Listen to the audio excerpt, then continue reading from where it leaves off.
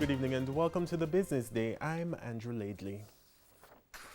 The Jamaica Deposit Insurance Corporation, JDIC, is giving more details on its decision to increase the limit of bank deposits it insures to $1.2 million. The corporation says there is sufficient money in the Deposit Insurance Fund to adequately cover about 97% of deposit accounts. Before now, every deposit up to $600,000 was entitled to deposit insurance coverage provided by the Jamaica Deposit Insurance Corporation, JDIC. The corporation has now doubled that coverage, insuring deposits up to $1.2 million. So how's the increased coverage being financed? The law requires your banks, building societies and merchant banks to pay to the JDIC every year a premium, and that premium is based on how much deposits they're holding in the bank. JDIC invests those premiums every year in safe investments, and a fund is built up and has been built up over time, and that fund is now actually $26 billion.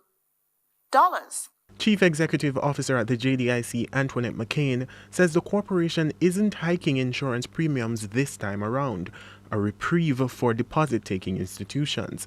She explained the conditions which allowed the corporation to raise the coverage without increasing premiums. Where we are to our notional target in terms of how much fund we want to keep, we were still within the international practices of fund targets. How much funds should you keep for paying out depositors?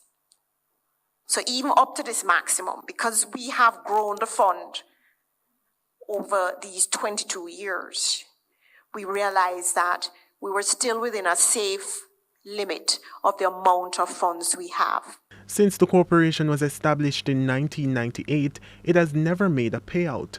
That's because no deposit-taking institution has been unable to pay the money owed to depositors. And in the event the JDIC fund isn't enough, Ms. McCain indicated that there is a backup plan. If the fund is not enough for some reason, JDIC can borrow to supplement that fund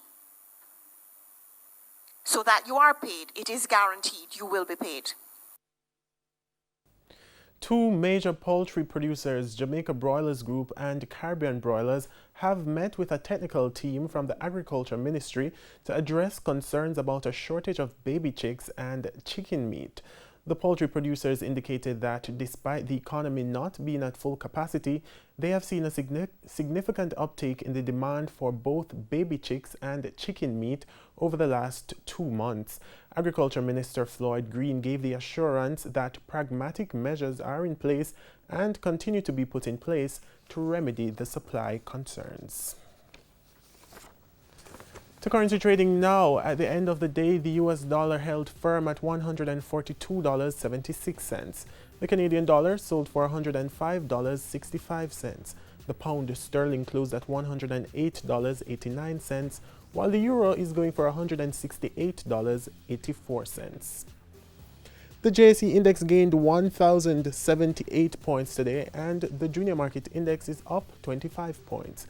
Among the winners were AMG Packaging and Paper, JMMB Group 7.25% preference shares, Pulse Investments, Salada Foods, and Jamaican Teas.